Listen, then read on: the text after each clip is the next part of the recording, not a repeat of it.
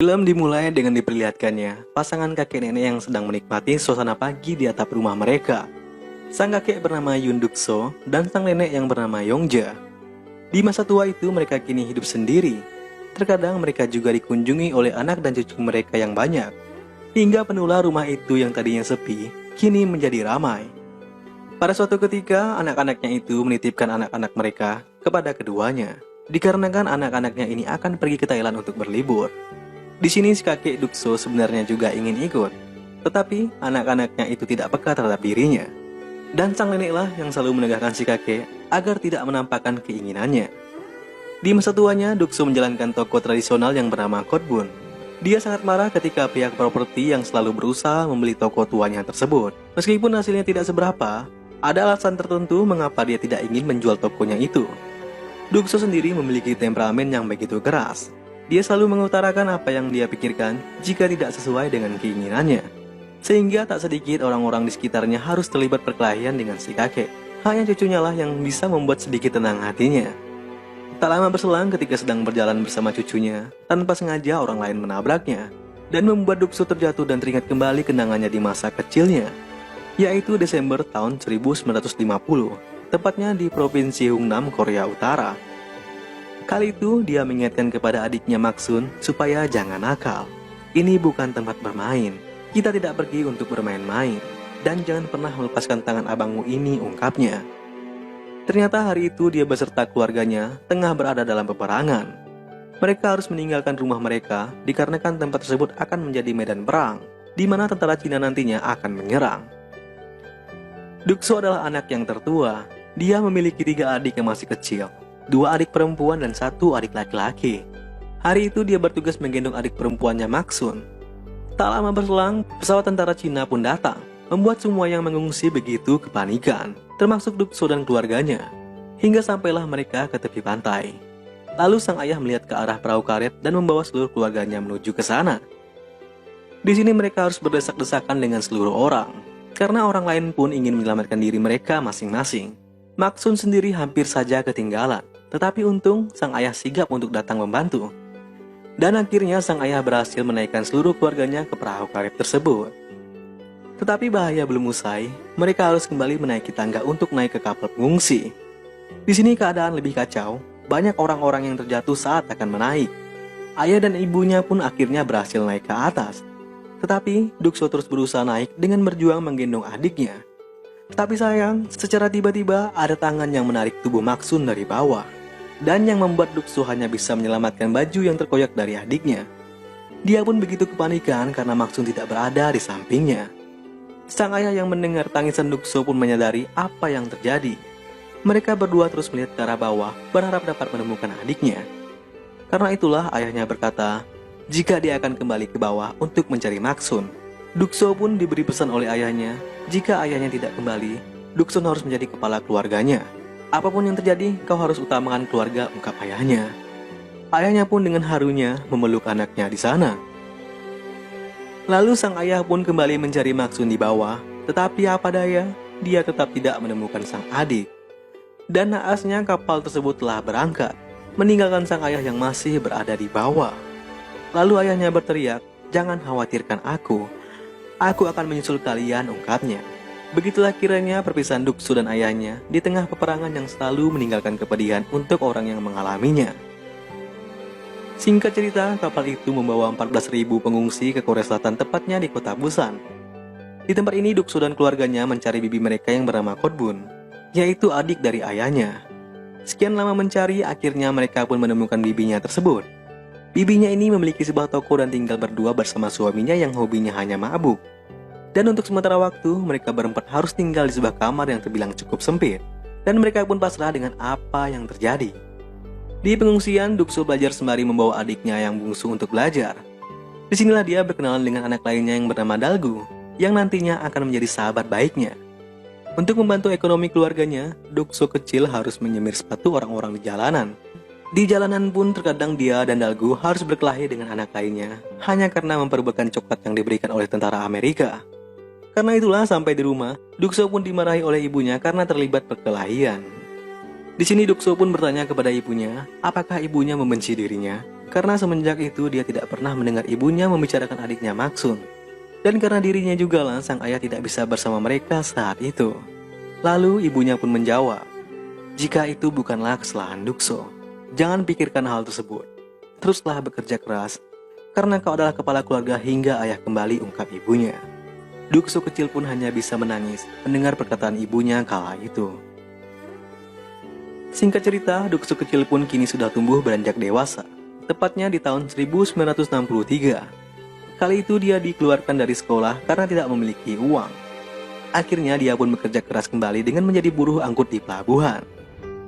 Saat itu Dalgu yang sudah remaja menawarkan pekerjaan kepadanya untuk menjadi pekerja tambang di Jerman Barat. Dari rencana Dalgu, mereka akan bekerja selama 3 tahun lamanya. Dukso menolak karena menurutnya itu terlalu jauh. Tapi setelah memikirkan ibunya yang sudah tua dan adik laki-lakinya yang akan masuk ke sebuah universitas di Seoul, dia pun tidak punya pilihan selain mengambil kesempatan itu. Di sisi lain, sang adik berbicara kepada ibunya jika dia merasa malu dengan abangnya yang bekerja keras banting tulang untuk membiayai dirinya. Dia tidak tega melihat abangnya yang banting tulang demi dirinya agar bisa mengenyam pendidikan yang layak. Ternyata Dukso mendengar pembicaraan itu. Dukso sangat marah kepada adiknya tersebut. "Kau belajarlah yang rajin," katanya. "Semua butuh waktu. Kau tidak selayaknya berbicara seperti itu di depan ibu," jelas Dukso. Meskipun dalam keadaan mabuk, Dukso pun meminta izin pada ibunya untuk segera tidur. Sang ibu hanya bisa menatap sedih dengan nasib anak sulungnya tersebut, harus menjadi kepala keluarga menggantikan ayahnya. Dan hari tes pekerja tambang pun tiba. Dalgu dan Dukso pun mengikuti tes yang diadakan. Dalam hasil tes pertama, Dalgu gagal karena dirinya jarang bekerja keras. Sedangkan Dukso lulus dengan nilai tertinggi karena memang sering bekerja kasar. Di tes selanjutnya, Dukso dan Dalgu hampir saja tidak diterima karena mereka berdua tidak memiliki pengalaman di bidang pertambangan sebelumnya. Tapi di sini Dukso berhasil meyakinkan para pengetes bahwa dia benar-benar ingin bekerja. Bahkan dia menyanyikan lagu kebangsaan Korea Selatan untuk meyakinkan mereka, yang membuat seluruh orang di ruangan tersebut ikut-ikutan berdiri dan bernyanyi bersama dirinya. Melihat jiwa yang begitu nasionalis, Dukso dan Dalgu pun akhirnya diterima bekerja di pertambangan Jerman Barat, dan mereka pun akhirnya terbang menuju Jerman. Dukso, Dalgu, dan bersama pekerja tambang lainnya pun mulai berangkat menuju pabrik. Tepatnya tahun 1964, mereka pun memakai peralatan yang telah disediakan dan turun menuju area tambang di bawah tanah. Pekerjaan mereka memang berat. Mereka harus selalu berhati-hati karena kapanpun bahaya selalu mengintai mereka. Sesekali saat makan bersama, terkadang mereka menangisi kehidupan mereka yang begitu keras. Mereka pun hanya bisa bersyukur untuk terus melanjutkan hidup. Dukso pun hanya bisa menangis meratapi kehidupannya. Suatu hari saat libur bekerja, dia berjalan di tepian. Tiba-tiba perhatiannya teralihkan pada seorang gadis Korea yang sedang bernyanyi di tepi pagar. Karena tidak fokus, Dukso pun harus menabrak meja orang yang sedang berjualan. Gadis itu pun terkejut dengan apa yang terjadi di depannya.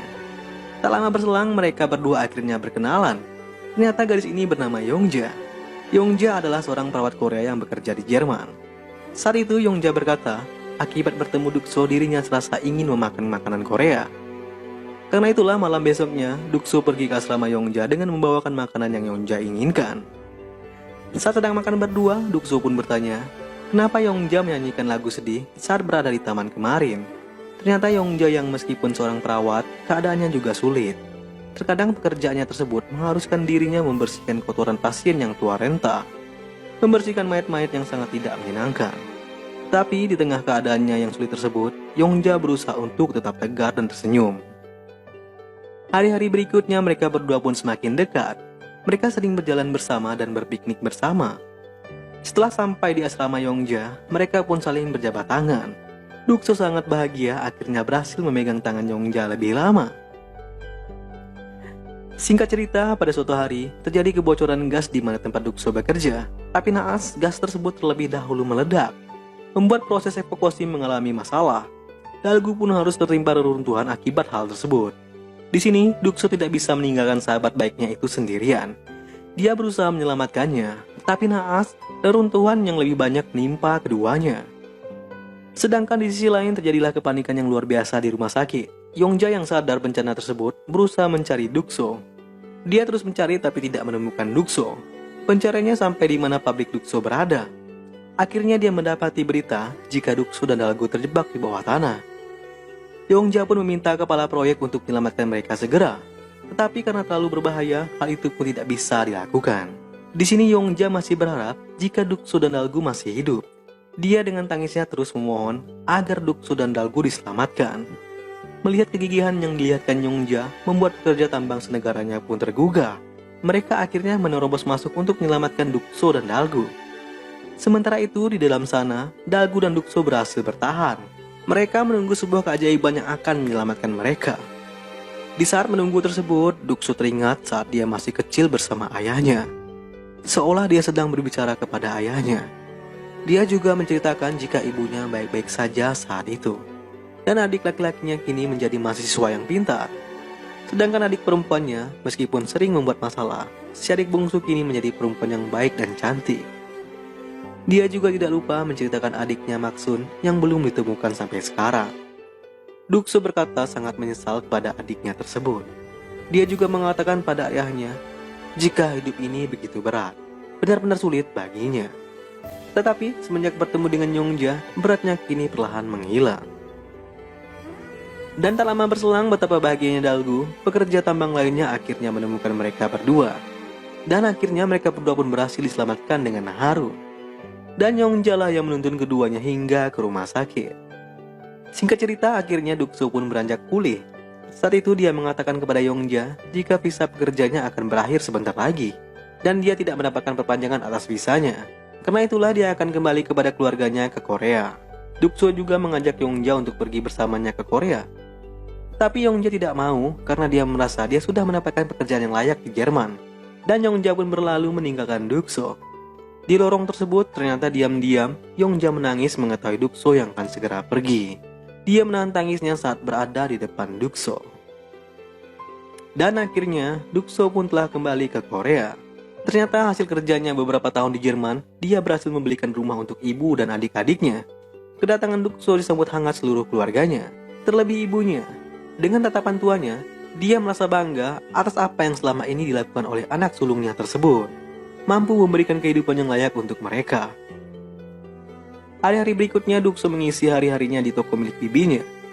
Saat tengah membantu bibinya, secara tiba-tiba Dukso melihat Yongja yang telah berada di depannya. Dukso pun begitu sangat terkejut. Mereka berdua akhirnya berduaan dan makan di tepi pantai. Saat akan mengajak Yongja untuk minum alkohol, Yongja menolak karena dia sedang hamil 3 bulan. Dan betapa terkejutnya Dukso jika anak yang dikandung Yongja tersebut adalah anak darinya. Ternyata sehari sebelum kepergiannya ke Korea, Dukso kembali mengajak Yongja untuk pulang ke Korea. Dia bahkan berjanji akan menjaganya sepenuh hati. Tetapi saat sedang memohon, ternyata Yongja menyerang Dukso dengan ganasnya. Dan terjadilah cocok tanam yang membuat Yongja akhirnya hamil. Dan akhirnya mereka berdua pun memilih untuk menikah. Suasana yang begitu gembira di hari pernikahan mereka berdua. Semua keluarga termasuk Dalgu sahabatnya terlihat begitu bahagia di hari itu. Singkat cerita, pada suatu hari, Dukso yang tengah berjaga di toko bibinya didatangi beberapa orang yang katanya akan membeli tokonya tersebut. Dukso pun menemui pamannya. Ternyata beberapa hari yang lalu, bibinya tersebut sudah meninggal dikarenakan sakit. Dan pamannya ini ingin menjualnya dikarenakan dirinya harus bertahan hidup juga. Tapi secara tiba-tiba, Dukso mengatakan jika dia akan membelinya. Dia serius ingin membeli toko itu. Dan akhirnya dia benar-benar membeli toko bibinya tersebut. Dia terlihat menangis melihat toko itu di depannya. Suatu hari Dukso meminta izin pada ibunya bahwa dia akan bekerja sebagai teknisi perang di Vietnam. Kali ini ibunya melarang dikarenakan Vietnam adalah tempat yang berbahaya. Bahkan dengan bayaran yang besar, susah bagi Dukso untuk kali ini meyakinkan ibunya tersebut. Terlebih Yongja, dia begitu kesal dengan keinginan Dukso kali ini. Diketahui Dukso mengambil pekerjaan itu karena dia ingin menambah biaya pernikahan adik bungsunya. Tapi Yongja mengatakan dia tidak harus melakukannya. Karena Yongja merasa kasihan pada Dukso. Karena harus selalu mengorbankan dirinya untuk keluarganya. Tapi apa mau dikata, Dukso tetap dengan pendiriannya dan pergi ke Vietnam bersama Dalgu. Sampai di sana tugas mereka adalah mengantar barang logistik untuk keperluan tentara-tentara Amerika. Saat sedang beristirahat dan menikmati upah mereka, secara mengejutkan, kantor para tentara Amerika di belakangnya tiba-tiba saja meledak, membuat keadaan di sekitarnya begitu kacau. Sangat miris, anak-anak kecil tak berdosa harus menjadi korban.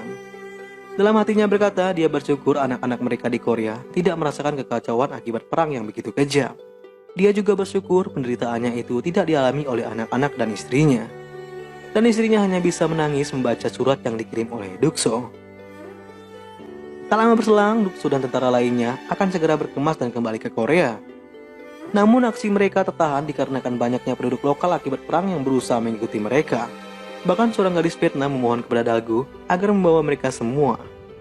Daegu yang terpana akan kecantikan gadis tersebut pun mencoba meraih Dukso agar mau membawa penduduk-penduduk ini. Karena melihat anak-anak tersebut yang mengingatkan dirinya akan masa lalunya, akhirnya Dukso pun mengizinkan semuanya untuk naik. Tapi apa daya, secara mengejutkan, tentara pemberontak Vietnam datang dan menyerang, membuat beberapa pasukan dan penduduk menjadi korban, hingga membuat seorang anak perempuan panik dan tanpa sengaja membuat dirinya terjatuh ke sungai. Melihat hal tersebut, Dukso pun terjun untuk menolong anak itu. Setelah berhasil menaikkan anak itu kembali, Dukso pun harus menjadi korban. Kakinya tertembak saat akan menaiki kapal. Tapi masih untung seorang tentara berhasil menyelamatkan dirinya. Dan akhirnya mereka semua di kapal itu berhasil pergi dengan selamat. Tak lama kemudian Dukso pun kembali ke Korea. Yongja begitu terkejut dengan kedatangan suaminya itu. Dia pun harus sedih mendapati kaki Dukso yang kini telah dipasangi alat untuk membantunya berjalan. Yongja menangis melihat keadaan suaminya yang kembali seperti itu. Dan Dukso pun memeluk istri tercintanya itu untuk menenangkan hatinya. Kemudian dengan uang hasilnya di Vietnam kemarin, dirinya bisa memperindah toko bibinya yang sudah dibelinya tersebut. Dan Daegu akhirnya menikah dengan gadis Vietnam yang dia tolong tempo hari. Dan berkat uang dari Vietnam juga, Dukso berhasil mengadakan pernikahan yang indah untuk adik perempuannya. Sang ibu hanya bisa menangis bahagia di hari pernikahan adik bungsunya itu. Dan mereka semua pun berfoto bersama sebagai keluarga besar. Film pun beralih scene ke masa sekarang. Saat itu Dukso dan Yongja tengah dikunjungi oleh anak dan cucunya. Tapi salah satu anak dari Dukso kembali menyinggung masalah toko ayahnya tersebut. Karena toko tersebut sudah kuno dan tidak terlalu menghasilkan, anaknya tersebut mengatakan, "Kenapa kita tidak menjual saja toko itu dan pindah bersama ke tempat lain?" Tetapi apa reaksi Dukso? Dia begitu marah. Bahkan dia melempar makanannya mendengar anak-anaknya yang berniat akan menjual tokonya. Dia pun menyendiri di kamar kecilnya sembari mengisap sebatang rokok kreteknya. Dia mengingat kembali pada masa lalunya. Hari itu adalah saat perpisahan dirinya dengan ayahnya di Hungnam. Ayahnya mengatakan bahwa sang ayah akan berjanji. Ayahnya akan menyusul nantinya. Dan menemui mereka di toko bibinya di Pasar Busan, yaitu toko Kotbun. Dia begitu mengenang perkataan ayahnya hingga sampai sekarang. Itulah alasan mengapa sampai di masa tuanya, dia tetap mempertahankan toko tuanya tersebut. Dia masih berharap ayahnya akan kembali menepati janjinya. Scene pun beralih ke masa lalu lagi. Suatu hari Dukso melihat sebuah acara TV, yang dimana acara TV itu adalah mempertemukan keluarga-keluarga yang terpisah saat Perang Korea tempo dulu. Tepatnya tahun 1983. Dukso yang ditemani Daegu berusaha mencari kembali ayah dan adiknya di acara itu. Sesampainya di Seoul, mereka melihat begitu banyaknya orang-orang yang juga mencari keluarganya yang hilang saat masa perang dulu. Acara yang diadakan pihak stasiun TV ini benar-benar sangat membantu. Acara ini benar-benar membuat air mata bercucuran bagi mereka yang menontonnya. Acara ini begitu sangat sedih dikarenakan berhasil mempertemukan keluarga yang lama berpisah kembali bertemu. Hingga tibalah giliran Dukso. Dijelaskan di acara tersebut, Dukso mencari ayah dan adiknya Maksun. Dia juga menjelaskan bagaimana perpisahannya dengan ayah dan adiknya di pelabuhan Hungnam, Korea Utara. Kala itu, dia menggendong adiknya Maksun saat akan naik ke kapal. Tapi sayang, dia akhirnya kehilangan genggaman adiknya saat itu. Dan ayahnya kembali ke bawah untuk mencari adiknya itu. Karena itulah dia berpisah dengan ayah dan adiknya. Dukso juga memperlihatkan baju yang tersobek milik adiknya yang selama ini dia simpan. Dia sangat berharap adiknya Maksun dan ayahnya menonton acara tersebut saat itu. Singkat cerita, akhirnya pihak TV menghubungi Dukso, dikarenakan katanya mereka telah menemukan ayah Dukso. Dukso pun segera menghadiri acara yang telah dipersiapkan. Dia pun akan berbicara dan memastikan orang di depan layarnya apakah itu ayahnya atau bukan. Dukso pun akhirnya melihat orang yang begitu tua di depannya. Mereka pun saling bertanya. Awal semuanya tampak cocok, nama panggilan Dukso, tempat asal Dukso di Hungnam, tapi yang berbeda adalah nama marganya. Jika Dukso memiliki nama marga Yun, sedangkan pria tua di layar tersebut memiliki nama dengan marga Yo. Dan mereka berdua pun akhirnya memutuskan jika mereka bukanlah keluarga. Sangat sedih melihat ekspresi Dukso. Dia begitu berharap dapat dipertemukan kembali dengan ayahnya. Tetapi apa daya, Tuhan belum mengatakan iya. Tak lama berselang, stasiun TV memanggil Dukso kembali. Kali ini stasiun TV katanya berhasil mendapatkan informasi tentang adiknya Maksun. Dan untuk membuktikan apakah benar, Dukso harus mengonfirmasi cerita dari gadis yang dimaksud tersebut. Terlihatlah olehnya seorang perempuan di depan layarnya. Dia pun bertanya, apakah namanya Yun Maksun? Lalu gadis itu pun menjawab dengan menggunakan bahasa Inggris. Dia berkata jika dia lupa siapa nama aslinya. Karena sedari kecil, dia sudah diadopsi oleh orang Amerika dan dibawa ke sana. Di sini Dukso butuh penerjemah dikarenakan dia tidak mengerti akan bahasa Inggris. Lalu perempuan itu menambahkan jika dia memiliki satu ingatan yang kuat akan kenangannya. Saat dia di pelabuhan Hungnam di waktu kecil dulu, abangku menggendongku di punggungnya saat berjalan. Perempuan itu juga mengatakan jika dia lupa akan kampung halamannya. Dia dulu dipindahkan ke panti asuhan di Busan dan diadopsi oleh keluarga Amerika. Lalu dengan keadaan menangis, Dukso pun menanyakan jika adik perempuannya itu memiliki tai lalat di belakang kupingnya. Dan secara mengejutkan, perempuan itu menunjukkan tai lalat yang berada di belakang kupingnya. Dan sontak saja, Dukso tidak dapat menahan tangisnya, menyadari jika itu benar-benar adiknya Maksun. Lalu gadis itu mengatakan jika dia mengingat benar bahwa sebelum akhirnya terpisah, abangku pernah berkata, jika ini bukan taman bermain, kita tidak pergi untuk bersenang-senang. Pegang tangan abangmu ini erat-erat, ungkapnya. Ditambah perempuan itu memperlihatkan bajunya yang tersobek saat perpisahan itu terjadi, yang membuktikan jika perempuan itu adalah benar adiknya Maksun. Sang ibu yang menonton dari kejauhan pun turut ikut menangis. Dukso pun dengan tangisnya meminta maaf karena tidak memegang tangan adiknya erat-erat kala itu. Tangisan di ruangan itu pun tidak bisa lagi terbendung. Seluruh orang yang menyaksikan terlihat begitu terbawa akan suasana. Ditambah Maksun yang bertanya bagaimanakah keadaan ibunya, dan mengatakan bahwa dirinya sangat merindukan sang ibu. Menyaksikan pertemuan abang dan adik yang telah terpisah hingga hampir 30 tahun lamanya, sangat-sangat begitu menguras air mata bagi orang yang menonton acara tersebut. Dan tak lama berselang, Maksun pun pergi bersama keluarganya bertemu dengan ibunya di Korea. Dan akhirnya keluarga ini pun berkumpul setelah sekian lama berpisah. Diketahui sang ibu akhirnya meninggal setahun kemudian setelah pertemuannya dengan Maksun. Selama hidupnya dia terus merindukan sang ayah. Tetapi apa daya, hingga ajalnya tiba, mimpi itu tak pernah terwujud. Ayahnya tak pernah datang atau bahkan dipertemukan. Hingga akhirnya film beralih ke masa sekarang. Terlihat Dukso, istrinya, beserta anak-anaknya tengah berdoa untuk ibu mereka yang telah lama meninggal. Setelah itu mereka semua pun bersama bernyanyi ria di tengah ruang keluarga. Tapi tak lama kemudian, Dukso tua memilih masuk ke kamarnya sendiri. Di dalam sana, dia duduk memperhatikan foto ayahnya. Dia berkata jika dirinya telah menepati janjinya menjadi kepala keluarga yang baik sesuai instruksi ayahnya dulu. Tapi dia berkata meskipun dia berhasil, dia merasa ini sungguh-sungguh melelahkan ayah. Dia terus menangisi keadaannya.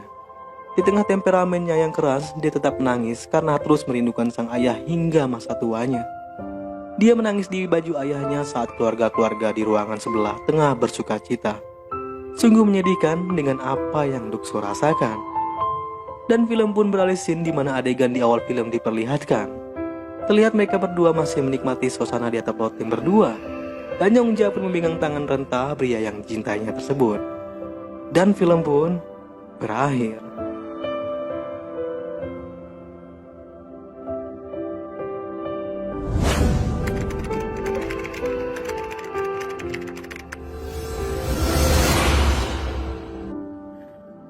Begitulah kiranya rangkuman alur film Ode to My Father. Saya 2 kali nonton film ini, 2 kali juga saya harus bercucuran air mata. Film yang sangat-sangat baik untuk ditonton secara langsung.